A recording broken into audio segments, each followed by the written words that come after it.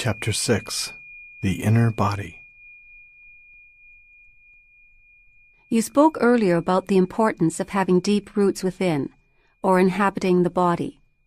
Can you explain what you meant by that? The body can become a point of access into the realm of being. Let's go into that more deeply now. I'm still not quite sure if I fully understand what you mean by being. Water? What do you mean by that? I don't understand it. This is what a fish would say if it had a human mind. Please stop trying to understand being. You have already had significant glimpses of being, but the mind will always try to squeeze it into a little box and then put a label on it. It cannot be done. It cannot become an object of knowledge. In being, subject and object merge into one. Being can be felt as the ever-present I am that is beyond name and form. To feel and thus to know that you are, and to abide in that deeply rooted state is enlightenment, is the truth that Jesus says will make you free. Free from what? Free from the illusion that you are nothing more than your physical body and your mind. This illusion of the self, as the Buddha calls it, is the core error. Free from fear, in its countless disguises as the inevitable consequence of that illusion. The fear that is your constant tormentor as long as you derive your sense of self only from this ephemeral and vulnerable form. And free from sin, which is the suffering you unconsciously inflict on yourself and others, as long as this illusory sense of self governs what you think, say, and do. I don't like the word sin. It implies that I'm being judged and found guilty. I can understand that. Over the centuries, many erroneous views and interpretations have accumulated around words such as sin, due to ignorance, misunderstanding, or desire to control, but they contain an essential core of truth. If you are unable to look beyond such interpretations and so cannot recognize the reality to which the word points, then don't use it. Don't get stuck on the level of words. A word is no more than a means to an end. It's an abstraction. Not unlike a signpost, it points beyond itself. The word honey isn't honey. You can study and talk about honey for as long as you like, but you won't really know it until you taste it. After you've tasted it, the word becomes less important to you. You won't be attached to it anymore. Similarly, you can talk or think about God continuously for the rest of your life, but does that mean you know or have even glimpsed the reality to which the word points? It really is no more than an obsessive attachment to a signpost, a mental idol. The reverse also applies. If, for whatever reason, you disliked the word honey, that might prevent you from ever tasting it. If you had a strong aversion to the word God, which is a negative form of attachment, you may be denying not just the word, but also the reality to which it points. You would be cutting yourself off from the possibility of experiencing that reality.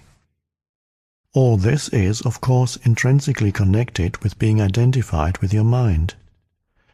So, if a word doesn't work for you anymore, then drop it and replace it with one that does work. If you don't like the word sin, then call it unconsciousness or insanity. That may get you closer to the truth, the reality behind the word, than a long misused word like sin, and leaves little room for guilt. I don't like those words either. They imply that there is something wrong with me. I am being judged. Of course there's something wrong with you, and you're not being judged. I don't mean to offend you personally, but do you not belong to the human race that has killed over 100 million members of their own species in the 20th century alone? You mean guilt by association? It is not a question of guilt, but as long as you are run by the egoic mind, You are part of the collective insanity. Perhaps you haven't looked very deeply into the human condition in its state of dominance by the egoic mind. Open your eyes and see the fear, the despair, the greed and the violence that are all pervasive. See the heinous cruelty and suffering on an unimaginable scale that humans have inflicted and continue to inflict on each other as well as on other life forms on the planet. You don't need to condemn, just observe. That is sin, that is insanity, that is unconsciousness. Above all, don't forget to observe your own mind. Seek out the root of the insanity there. You said that identification with our physical form is part of the illusion. So how can the body, the physical form, bring you to a realization of being? The body that you can see and touch cannot take you into being. But that visible and tangible body is only an outer shell, or rather a limited and distorted perception of a deeper reality. In your natural state of connectedness with being, this deeper reality can be felt every moment as the invisible inner body, the animating presence within you. So to inhabit the body is to feel the body from within, to feel the life inside the body and thereby come to know that you are beyond the outer form. But that is only the beginning of an inward journey that will take you ever more deeply into a realm of great stillness and peace, yet also of great power and vibrant life. At first, you may only get fleeting glimpses of it, but through them you will begin to realize that you are not just a meaningless fragment in an alien universe, briefly suspended between birth and death, allowed a few short-lived pleasures, followed by pain and ultimate annihilation. Underneath your outer form, you are connected with something so vast, so immeasurable and sacred, that it cannot be conceived or spoken of. Yet I am speaking of it now. I am speaking of it not to give you something to believe in, but to show you how you can know it for yourself. You are cut off from being as long as your mind takes up all your attention. When this happens, and it happens continuously for most people, you are not in your body. The mind absorbs all your consciousness and transforms it into mind stuff. You cannot stop thinking. Compulsive thinking has become a collective disease. Your whole sense of who you are is then derived from mind activity. Your identity, as it is no longer rooted in being, becomes a vulnerable and ever-needy mental construct, which creates fear as the predominant underlying emotion.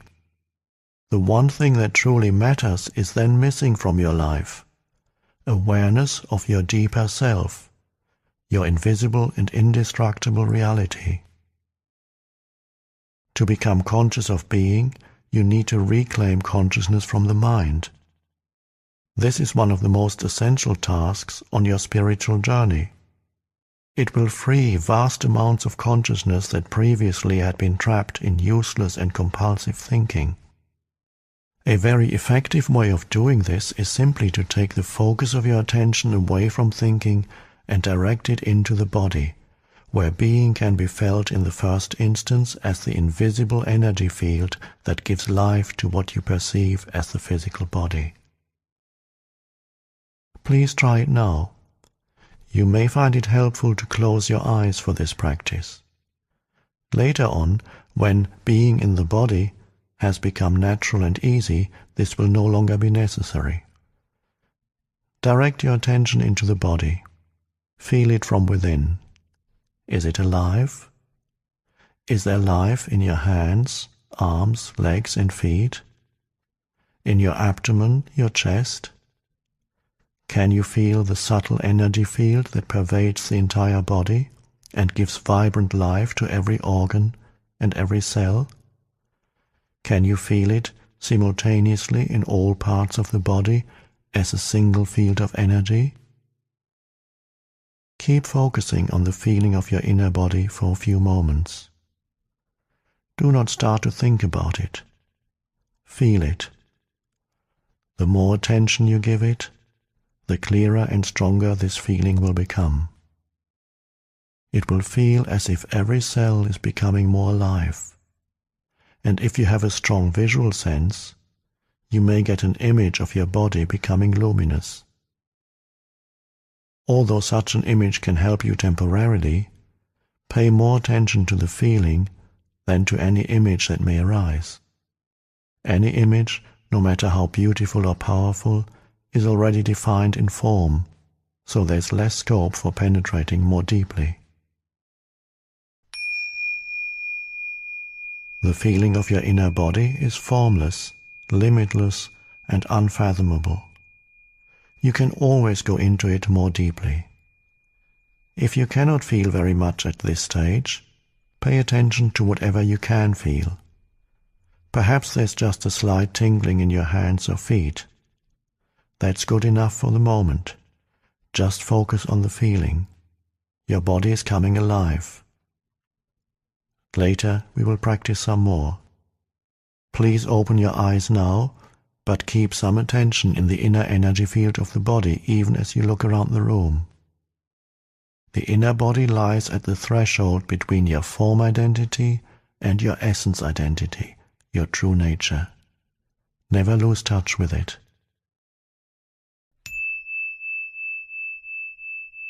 Why have most religions condemned or denied the body? It seems that spiritual seekers have always regarded the body as a hindrance, or even as sinful. Why have so few seekers become finders? On the level of the body, humans are very close to animals. All the basic bodily functions, pleasure, pain, breathing, eating, drinking, defecating, sleeping, the drive to find a mate and procreate, and of course birth and death, we share with the animals. A long time after their fall from a state of grace and oneness into illusion, humans suddenly woke up in what seemed to be an animal body, and they found this very disturbing. Don't fool yourself, you are no more than an animal. This seemed to be the truth that was staring them in the face. But it was too disturbing a truth to tolerate. Adam and Eve saw that they were naked, and they became afraid. Unconscious denial of their animal nature set in very quickly. The threat that they might be taken over by powerful instinctual drives and revert back to complete unconsciousness was indeed a very real one. Shame and taboos appeared around certain parts of the body and bodily functions, especially sexuality. The light of their consciousness was not yet strong enough to make friends with their animal nature, to allow it to be, and even enjoy that aspect of themselves, let alone to go deeply into it, to find the divine hidden within it, the reality within the illusion. So they did what they had to do. They began to disassociate from their body. They now saw themselves as having a body rather than just being it. When religions arose, this disassociation became even more pronounced as the "you are not your body" belief. Countless people in East and West throughout the ages have tried to find God, salvation, or enlightenment through denial of the body. This took the form of denial of sense pleasures and of sexuality in particular, fasting and other ascetic practices. They even inflicted pain on the body in an attempt to weaken or punish it because they regarded it as sinful. In Christianity, this used to be called mortification of the flesh. Others tried to escape from the body by entering trance states or seeking out-of-the-body experiences. Many still do. Even the Buddha is said to have practiced body denial through fasting and extreme forms of asceticism for 6 years, but he did not attain enlightenment until after he had given up this practice. The fact is that no one has ever become enlightened through denying or fighting the body, or through an out-of-the-body experience.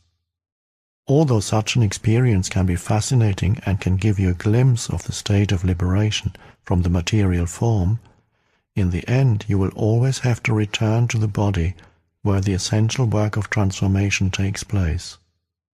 Transformation is through the body, not away from it. This is why no true master has ever advocated fighting or leaving the body, although their mind-based followers often have. Of the ancient teachings concerning the body, only certain fragments survive, such as Jesus' statement that your whole body will be filled with light. Or they survive as myths, such as the belief that Jesus never relinquished his body, but remained one with it and ascended into heaven with it. Almost no one to this day has understood those fragments or the hidden meaning of certain myths, and the "you are not your body" belief has prevailed universally, leading to body denial and attempts to escape from the body. Countless seekers have thus been prevented from attaining spiritual realization for themselves and becoming finders. Is it possible to recover the lost teachings on the significance of the body, or to reconstruct them from the existing fragments? There's no need for that. All spiritual teachings originate from the same source. In that sense, there is and always has been only one master, who manifests in many different forms. I am that master, and so are you, once you're able to access the source within. And the way to it is through the inner body. Although all spiritual teachings originate from the same source, once they become verbalized and written down, they are obviously no more than collections of words. And a word is nothing but a signpost, as we talked about earlier. All such teachings are signposts pointing the way back to the source. I have already spoken of the truth that is hidden within your body, but I will summarize for you again the lost teachings of the Masters. So here is another signpost.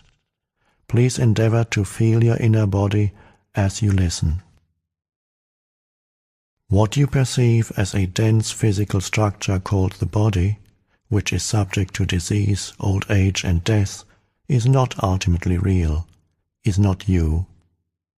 It is a misperception of your essential reality that is beyond birth and death, and is due to the limitations of your mind, which, having lost touch with being, creates the body as evidence of its illusory belief in separation and to justify its state of fear. But do not turn away from the body, for within that symbol of impermanence, limitation and death that you perceive as the illusory creation of your mind is concealed the splendor of your essential and immortal reality. Do not turn your attention elsewhere in your search for the truth, for it is nowhere else to be found but within your body. Do not fight against the body, for in doing so you are fighting against your own reality. You are your body.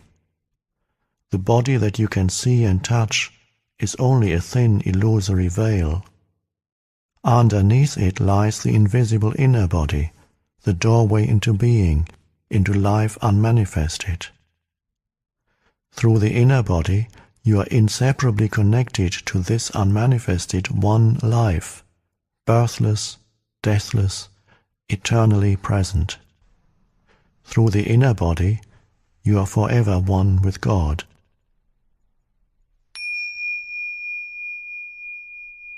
The key is to be in a state of permanent connectedness with your inner body, to feel it at all times.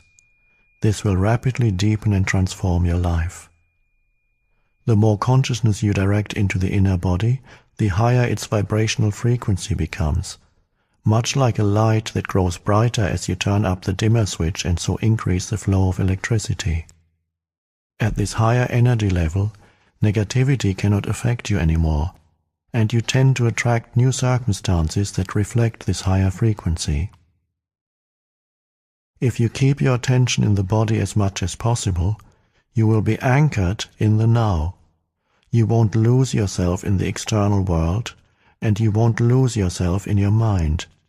Thoughts and emotions, fears and desires may still be there to some extent, but they won't take you over. Please examine where your attention is at this moment. You are listening to my words. That is the focus of your attention. You are also peripherally aware of your surroundings, other people, and so on. Furthermore, there may be some mind activity around what you are hearing, some mental commentary. Yet there's no need for any of this to absorb all your attention.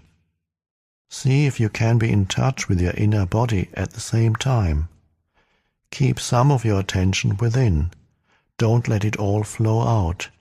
Feel your whole body from within as a single field of energy.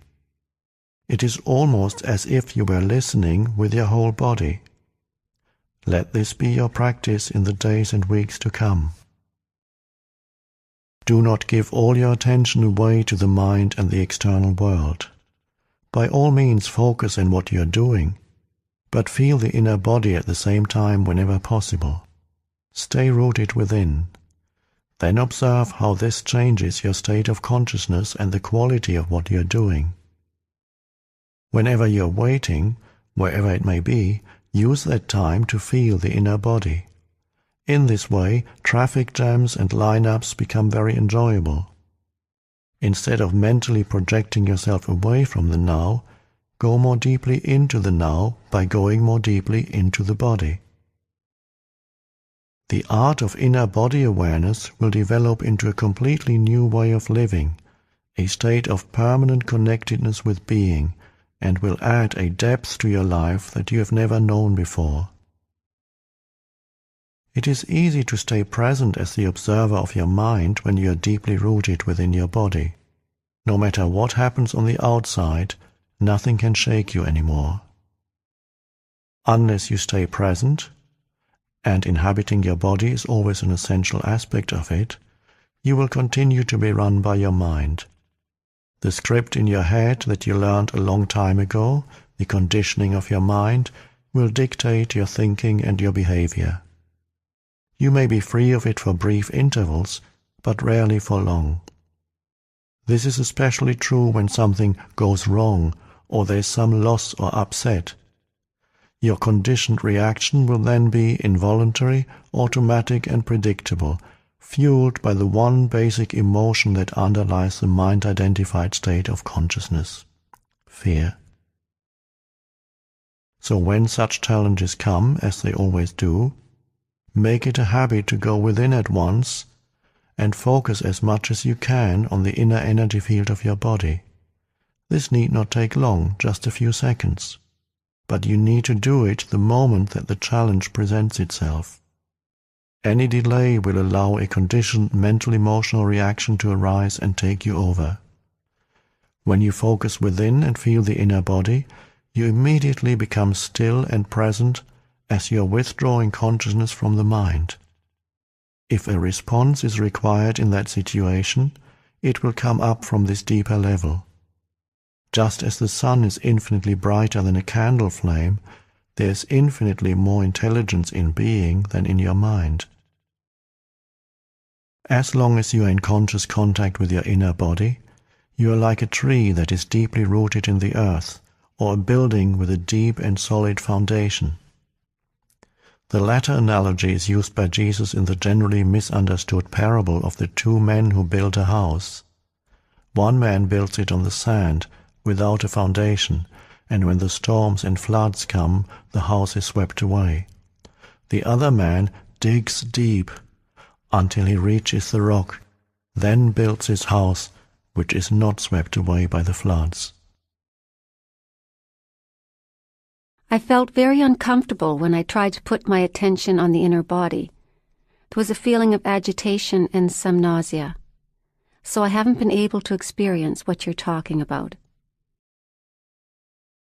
What you felt was a lingering emotion that you were probably unaware of until you started putting some attention into the body.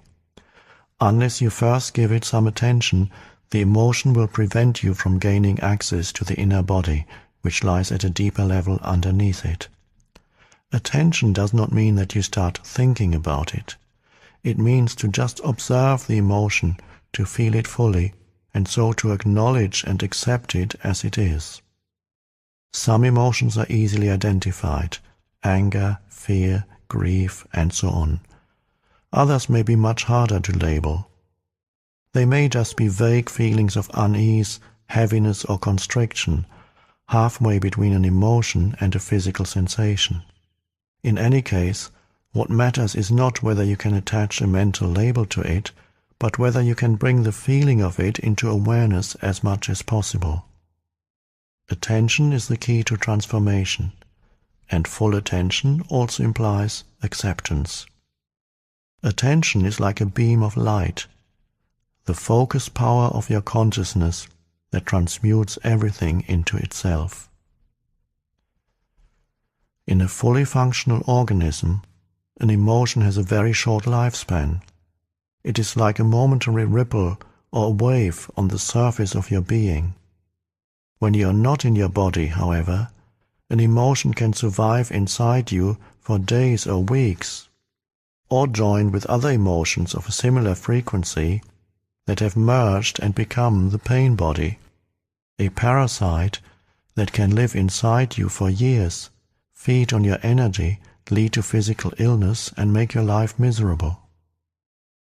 So place your attention on feeling the emotion and check whether your mind is holding on to a grievance pattern such as blame, self-pity, or resentment that is feeding the emotion. If that is the case, it means that you haven't forgiven. Non-forgiveness is often towards another person or yourself, but it may just as well be towards any situation or condition, past, present, or future, that your mind refuses to accept. Yes, there can be non-forgiveness even with regard to the future. This is the mind's refusal to accept uncertainty, to accept that the future is ultimately beyond its control. Forgiveness is to relinquish your grievance and so to let go of grief. It happens naturally once you realize that your grievance serves no purpose except to strengthen a false sense of self. Forgiveness is to offer no resistance to life, to allow life to live through you. The alternatives are pain and suffering, a greatly restricted flow of life energy, and in many cases physical disease. The moment you truly forgive, you have reclaimed your power from the mind.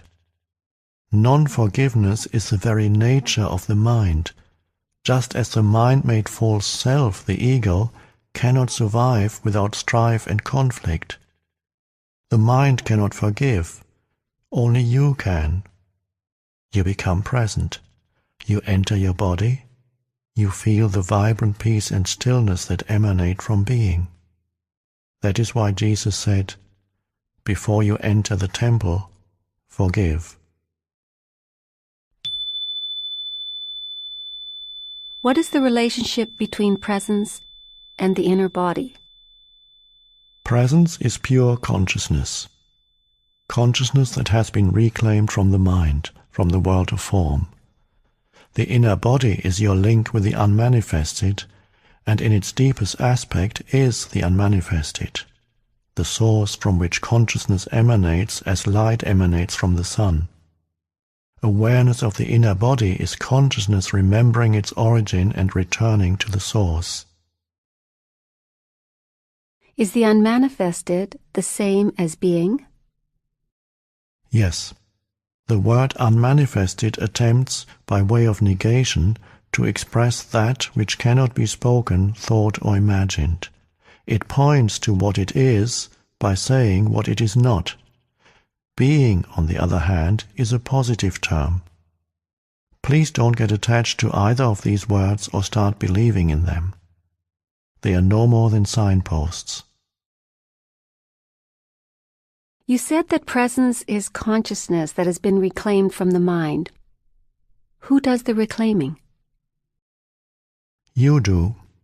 But since in your essence you are consciousness, we might as well say that it is an awakening of consciousness from the dream of form.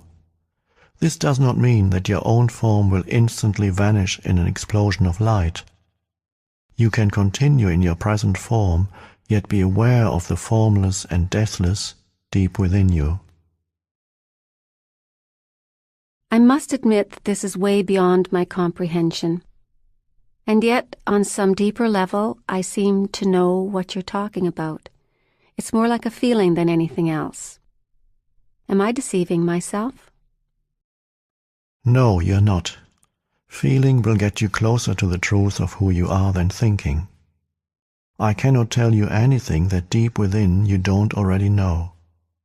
When you have reached a certain stage of inner connectedness, you recognize the truth when you hear it. If you haven't reached that stage yet, the practice of body awareness will bring about the deepening that is necessary.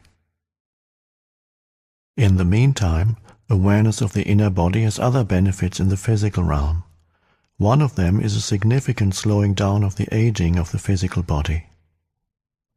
Whereas the outer body normally appears to grow old and wither fairly quickly, the inner body does not change with time, except that you may feel it more deeply and become it more fully. If you are 20 years old now, the energy field of your inner body will feel just the same when you are 80. It will be just as vibrantly alive. As soon as your habitual state changes from being out of the body and trapped in your mind to being in the body and present in the now, your physical body will feel lighter, clearer, more alive. As there is more consciousness in the body, its molecular structure actually becomes less dense. More consciousness means a lessening of the illusion of materiality. When you become identified more with the timeless inner body than with the outer body, when presence becomes your normal mode of consciousness, and past and future no longer dominate your attention, you do not accumulate time anymore in your psyche and in the cells of the body.